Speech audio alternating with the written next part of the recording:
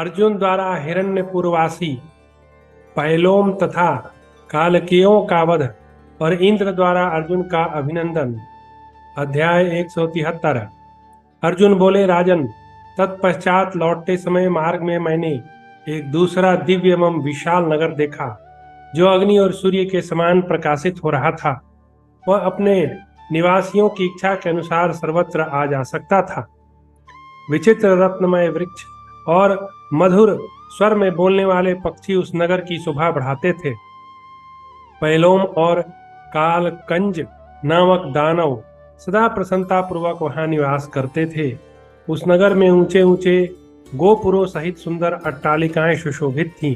उसमें चारों दिशाओं में एक एक करके 4 फाटक लगे थे। शत्रुओं के लिए उस नगर में प्रवेश पाना कठिन था। सब प्रकार के रत्नों से निर्मित वह दिव्य नगर अद्भुत दिखाई देता था।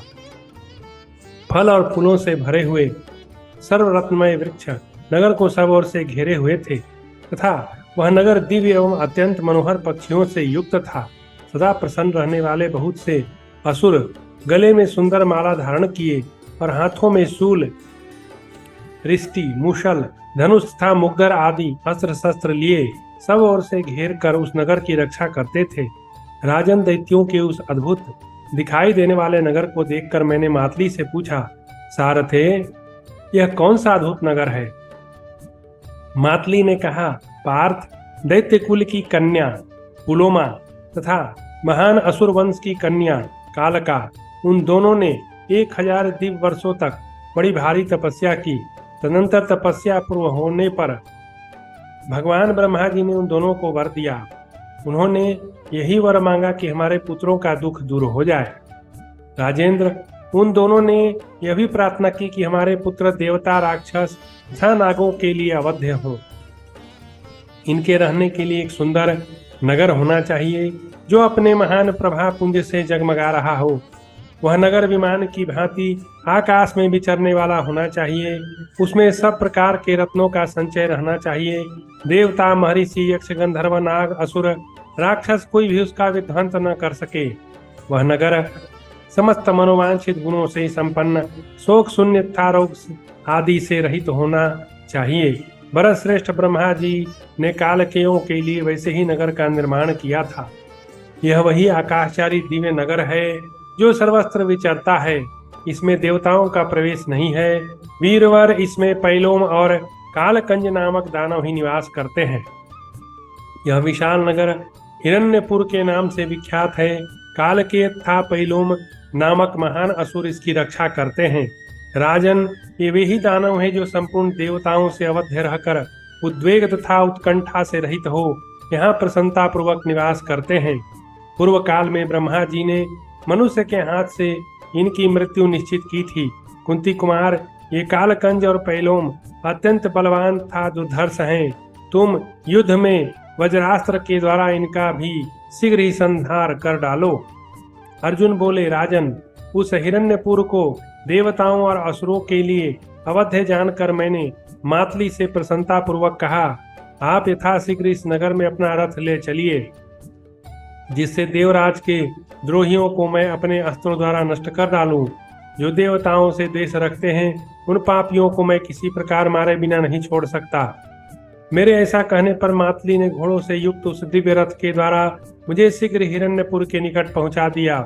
मुझे देखते ही विचित्र वस्त्र आभूषणों से विभूषित वे दैत्य कवच पहनकर अपने रथों पर जा बैठे और बड़े वेग से मेरे ऊपर टूटे।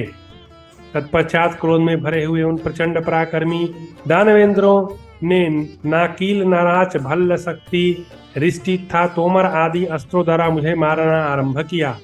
राजन, उस समय मैंने विद्याबल का आश्रय लेकर महती बाण वर्षा के द्वारा उनके अस्त्र शस्त्रों की भारी बौछार को रोका और युद्ध भूमि में रथ के विभिन्न पैतरे बदलकर विचरते हुए उन सबको मोह में डाल दिया। वे ऐसे किंकर्तव्य विमूढ़ हो रहे थे कि आपस में लड़कर एक दूसरे को धराशायी करने लगे। इस प्रकार मूढ़चित्त हो आपस में ही एक दूसरे पर धावा करने वाले उन दानवों के 100 मस्तकों को मैं अपने प्रज्वलित बाणों द्वारा काट काट कर गिराने लगा। वे दैत्य जब इस प्रकार मारे जाने लगे, तब पुनः अपने उस नगर में ही घुस गए और दानवी माया का सहारा ले नगर सहित आकाश में उड़ चले। कुरुनंदन, तब मैं बाणों की भारी बौछार करके दैत्यों का मार्ग रोक लिया और उनकी गति कुंठित कर दी। सूर्य के समान प्रकाशित होने वाला दैत्यों का वह आकाशचारी दिव्य नगर उनकी इच्छा के अनुसार चलने वाला था और दैत्य लोग वरदान के प्रभाव से उसे सुखपूर्वक आकाश में धारण करते थे। वह दिव्यपुर कभी पृथ्वी पर अथवा पाताल में चला जाता, कभी ऊपर उड़ जाता, कभी तिरछी दिशा में चलता, कभी शीघ्र जल में डूब जाता, परंतु इच्छा अनुसार विचरने वाला विशाल नगर अमरावती के तुल्य था। परंतु मैंने नाना प्रकार के अस्त्रों द्वारा उसे सबोर से रोक लिया। नरश्रेष्ठ, फिर दिव्यास्त्रों से अभिमंत्रित बाण समूहों की वृष्टि करते हुए मैंने दैत्यों सहित उस नगर को छत विछत करना आरंभ किया। राजन, मेरे चलाए हुए लोह निर्मित बाण सीधे लक्ष्य तक पहुंचने वाले थे। उनसे क्षतिग्रस्त हुआ वह दैत्य नगर तहस नहस होकर पृथ्वी पर गिर पड़ा। महाराज, लोहे के बने हुए मेरे बाणों का वेग वज्र के समान था। उनकी मार खाकर वे काल प्रेरित असुर चारों ओर चक्कर काटने लगे।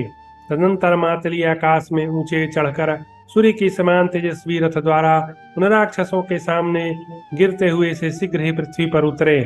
भरत नंदन, उस समय युद्ध की इच्छा से अमरस में भरे हुए उन दानवों के 60,000 रथ मेरे साथ लड़ने के लिए डट गए।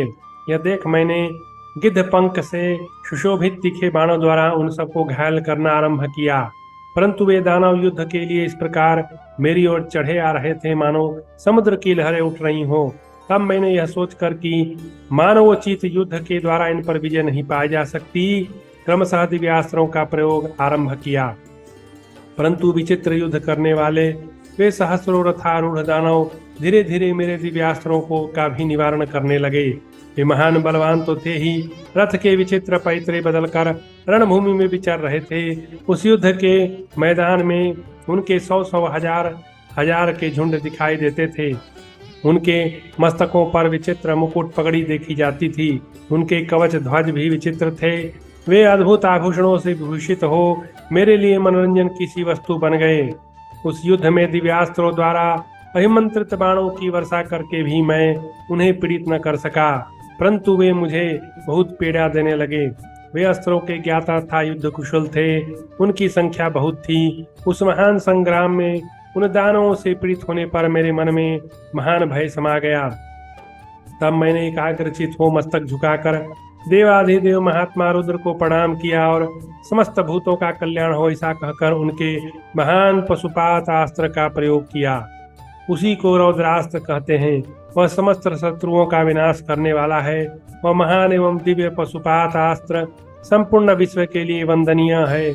उसका प्रयोग करते ही मुझे एक दिव्य पुरुष का दर्शन हुआ, जिनके 3 मस्तक, 3 मुख, 9 नेत्र था, 6 भुजाएं थी। उनका स्वरूप बड़ा तेजस्वी था। उनके मस्तक के बाल सूर्य के समान प्रज्वलित हो रहे थे।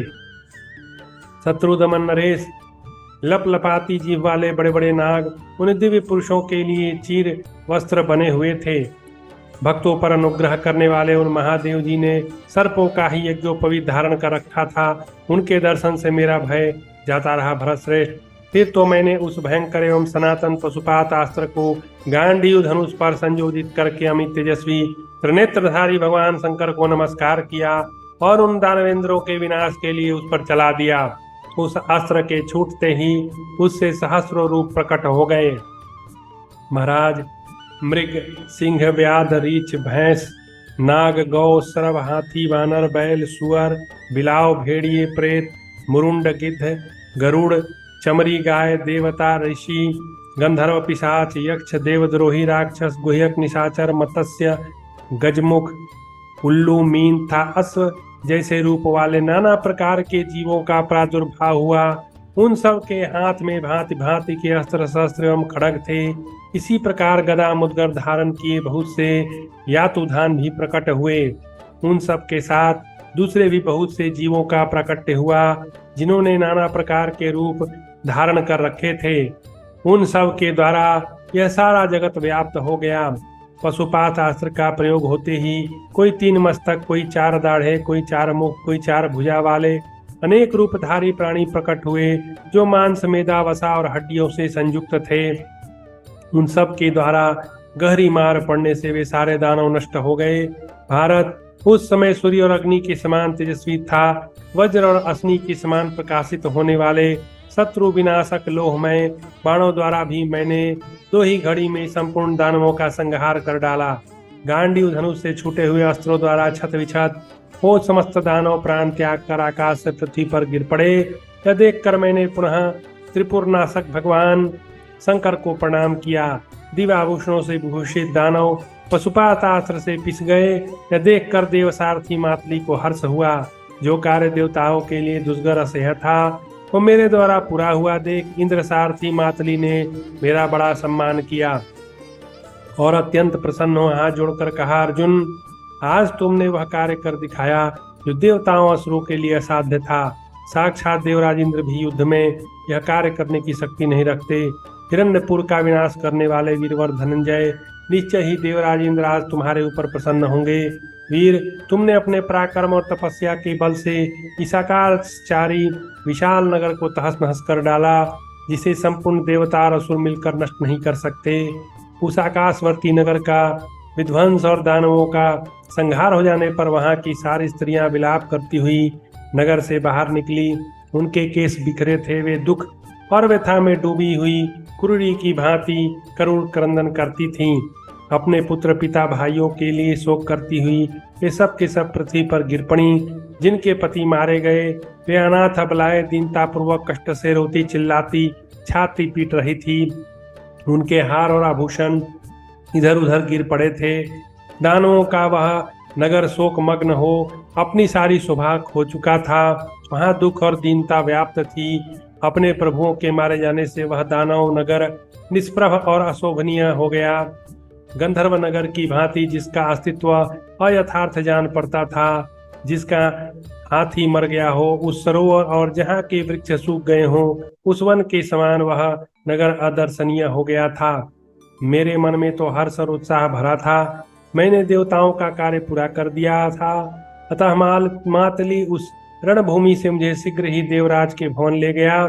इस प्रकार मैं निवात कवच नामक महादानवों को मारकर था उजड़े हुए हिरण्यपुर को उसी अवस्था में छोड़कर वहां से इंद्र के पास आया। महादूते, मातली ने मेरा सारा कार्य जो कुछ जैसे हुआ देवराज से विस्तार पूर्वक कह सुनाया। हिरण्यपुर का विध्वंस दानवी माया का निवारण था। महाबलवान निवात कवचों का युद्ध में वध सुनकर मरुत आदि देवताओं सहित भगवान सहस्रलोचन इंद्र अत्यंत प्रसन्न हो मुझे साधुवाद देने लगे और मुझे प्रेम पूर्वक हृदय से लगाकर मुस्कुराते हुए मेरा मस्तक सूंघा। तत्पश्चात देवराज ने बार बार मुझे सांत्वना देते हुए देवताओं के साथ यह मधुर वचन कहा, पार्थ, तुमने युद्ध में वह कार्य किया है जो देवताओं असुरों के लिए असंभव है। आज तुमने मेरे महान शत्रुओं का संहार करके गुरु दक्षिणा चुका दी। धनंजय, इसी प्रकार तुम्हें सदा युद्ध भूमि में अविचल रहना चाहिए और मोह शून्य होकर अस्त्रों का प्रयोग करना चाहिए। देवता, दानव था राक्षस कोई भी युद्ध में तुम्हारा सामना नहीं कर सकता। यक्ष, असुर, गंधर्व, पक्षी था नाग भी तुम्हारे सामने टिक नहीं सकते। कुंती कुमार, धर्मात्मा कुंती पुत्र युधिष्ठिर तुम्हारे बाहुबल से जीती हुई पृथ्वी का पालन करेंगे। इस प्रकार श्री महाभारत वन पर्व के अंतर्गत निवात कवच युद्ध पर्व में हिरण्यपुरवासी दैत्यों के वध से संबंध रखने वाला 173वां अध्याय पूरा हुआ।